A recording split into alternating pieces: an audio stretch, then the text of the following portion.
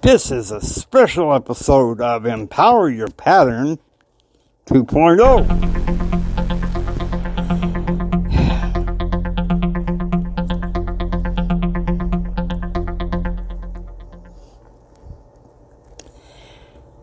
Listen to me, this is Jimmy Hendrick here. I usually do the usual introductions and the formalities, but today I need to speak my mind.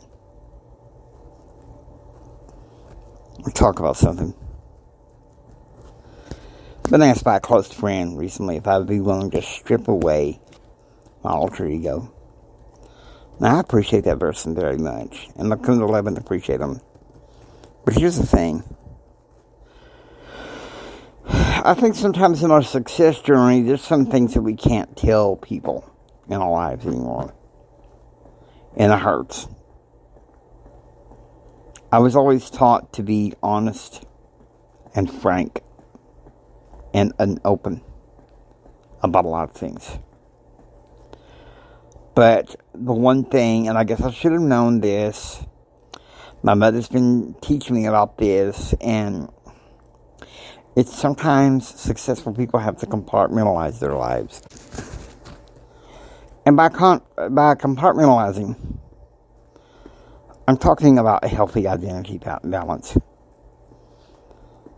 Our culture, even though some of it's good people, and you know the name I attach to it is degenerate culture. But the heart of it is, reactive people. And some of them are good-hearted, good-meaning people. But at the same time, as my buddy Kevin used to say, opinions are like a-holes. Everybody's got one. God bless you, Kevin.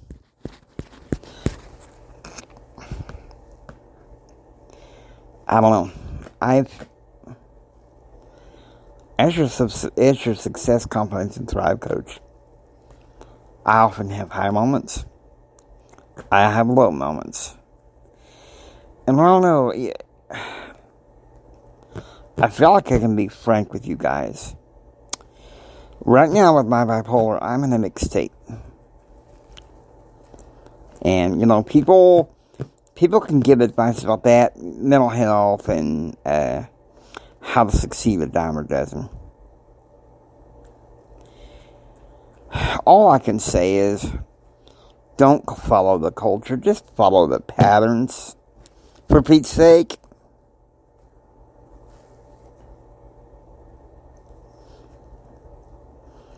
In my area, we got pandemic going on right now. Now, I'm not going to go through all the particulars because right now I'm just so stressed out.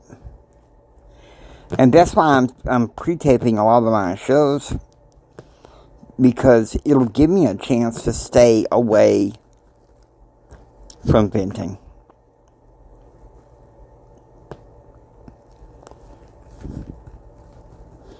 And you're probably wondering, well, Jimmy, why do you feel like you have to vent? I feel like I have to vent because, well,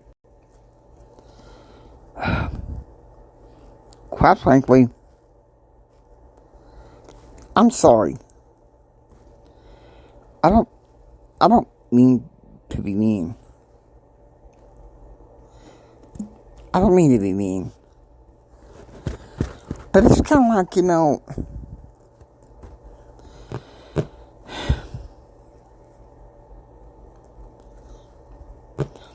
I think in many ways, if you're stepping into the better part of your identity, you know the old saying when you're kids, you're told keep your hands to yourself? In some settings, like professional settings, I gotta be honest with you, keep your thoughts to yourself. Why is that? Your thoughts are the gateway to your mind. And I don't want to say anything cruel or out of turn. I didn't want to have to do this special episode, this rant. But I feel like I had to. Last night I felt especially attacked and buffeted by Satan. It's like, I don't know. He's telling me, because I did a podcast this morning about the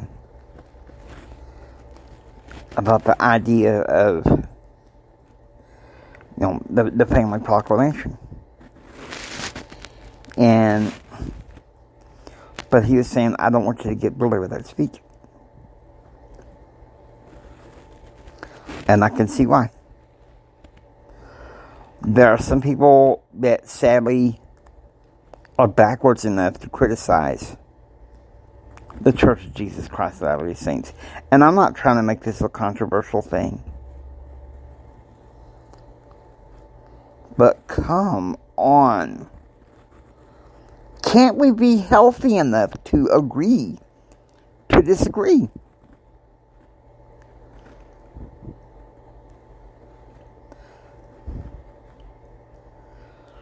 And I feel like I need this trip to Utah for a little perspective, because I love it here in West Texas. I really do. It's good people, good friendship, good and everything. But the past month, I feel like I've been drying, sighing.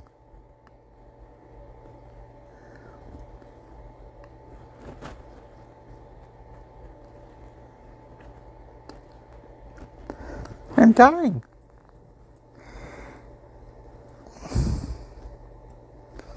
This is very hard for me. I developed Empower Your Pattern to help people to watch what's going on in their spirits. Because opinions are a dime a dozen today. And everybody is so reactive. The majority of people, 90% of people, they go on reacting with what's going on in their day. And I can't live like that. But Jimmy, it seems like you're living in a bubble. Stop. I don't want to hear that I'm in a bubble. I've had to incubate myself mentally in lots of times in my life. And why? My father can never accept the fact that he has a son that's blind. Okay? Now, I know some people give some of the pat answers, and I'm not making excuses for that, because it's a so what?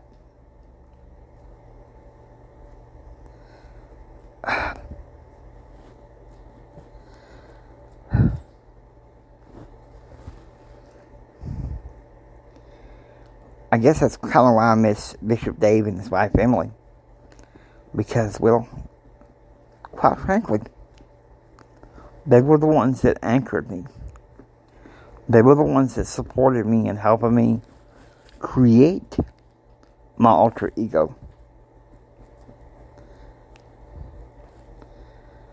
And for me to strip it away, you don't know what that does to me. I need him. Now, does that mean he takes over everything? No.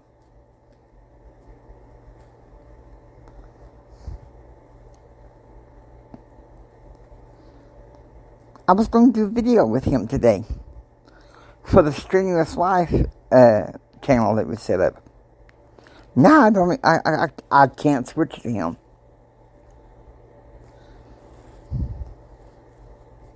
And it's painful.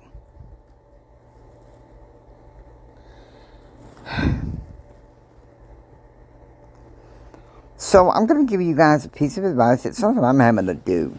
I'm going to start doing. Keep your pattern of success quiet, because the culture will try to strip it away.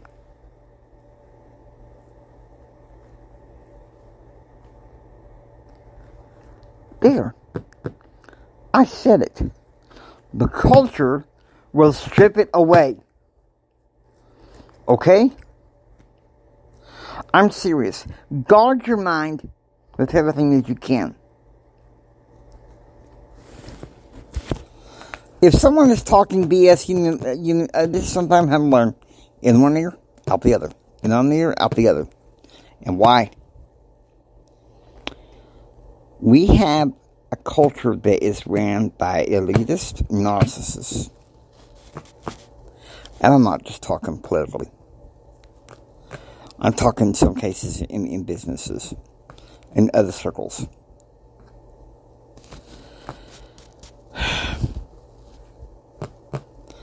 And I'm sorry that it's having to take this rant for me to get through. This is tough for me. I usually like to stay in season and do what's got to be done.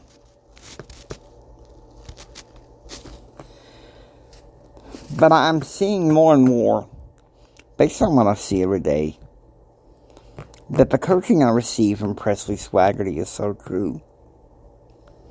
You gotta draw a line in the sand sometimes and say, hey, you know what? The buck stops here. I gotta do what I gotta do to help me succeed. But yet there's so many opinion people. You know. They're good people. They're good-hearted people. Don't get me wrong. But I'm going to say those people who think that maybe they know something about a certain illness like bipolar disorder. Really? Do you know that there's two types of psychosis in bipolar disorder? Psychosis, depression psychosis, and psychotic depression and psychotic mania. That's pretty interesting. What causes bipolar? What brain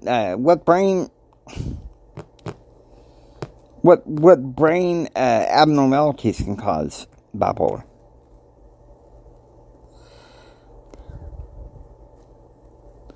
Now, some people might say, well, no, Jimmy, hold on now. You're really going over the top. This is getting toxic. No, listen to me. So many people out there have so many stereotypes and assumptions. So many people have so many stereotypes and assumptions. And you know what?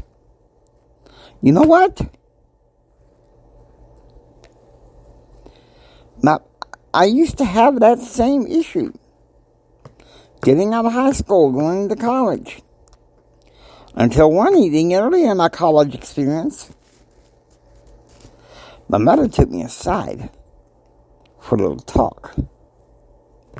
And she said, son, if you're going to be successful, you need to learn something. Never assume. She said, one of my top supervisors said, and I'm going to say this in a more clean way, if you assume, you make a blank out of you and me. And okay, the wordplay. I'm using a little wordplay, if you will. I gotta say this stuff. Get this off my chest. It's really something I need to get off my chest for a long time. Assumptions are a serious thing. Don't get me wrong, okay? I don't like the events where the trauma is or the adversity defining. But at the same time, for Pete's sake, I am an adversity authority. And that means I know that adversity makes a person a certain way. Now, I'm not saying that people can't progress and grow You know that's at the heart of Empower Your Pattern. But personalities are so intricate. But what can I say? The past 33 years, I have noticed that personality politics, personality topics have been top of the line. Now, some of it among the people of success is very good. But in others, no.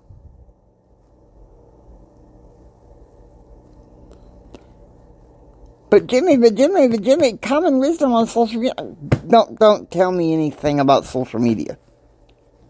I'm serious. I can see my church leaders warn people about what's going on in social media. Because it's there. Now, I'm not saying that people don't connect or that social media is all good. I'm not saying that. I'm not saying that. What I'm saying is this. If we leave our lives and our daily affairs based on the opinions of others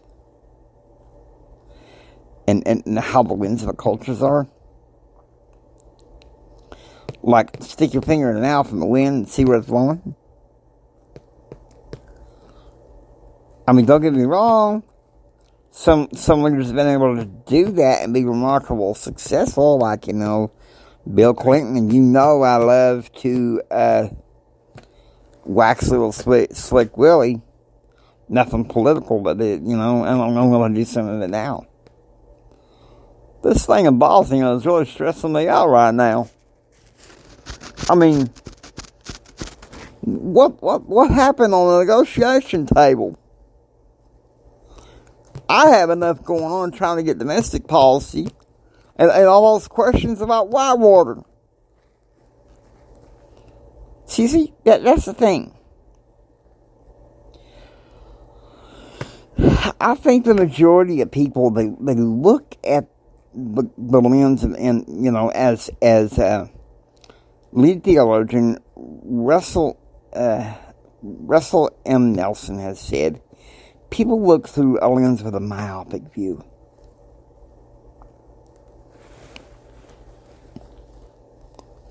And you know what? I think he's right. So I've been needing this perspective. I need this trip to Utah for perspective. Because to be honest with you, I love West Texas, don't get me wrong. But I need this trip for fresh perspective. I talked about my Utah experience, and I love my Utah experience. And many of you know, and then I'm sending a copy of this podcast to Bishop Dave and his wife, Emily, so they'll know. I prayed and cried and asked the Lord, begged the Lord, to let me move to Utah. He said no. He said, I need you in Texas. And that's what I don't understand. Because one thing I know about Utah is it's a vibrant culture. Now, I'm not saying there's anything wrong with Texas. I love Texas. Born and raised. But there's going to come a time where I want to spend the rest of my life in Utah. Okay? I did an episode, I think it was yesterday or today, I don't remember what it was. It was today, on the Streamless Live Radio, where I was talking about my friend Jim Bob. And really, Jim Bob is one of those also, there's just like, if you got people that you gotta hold back, move on. Move on. Okay? Just move on. Do what you gotta do. Alright, until next time, please subscribe, join Pattern Realm. Until next time, do what others don't so you can be what others won't. And do what others won't so you can have what others can't. Please share this with Mama Son, Papa Son, and everyone. This is Jimi Hendrick saying, until next time, choose act and pursue happiness. God bless you. And remember this from the bottom of my heart. This is Jimmy. I really, really, really, really, really love you.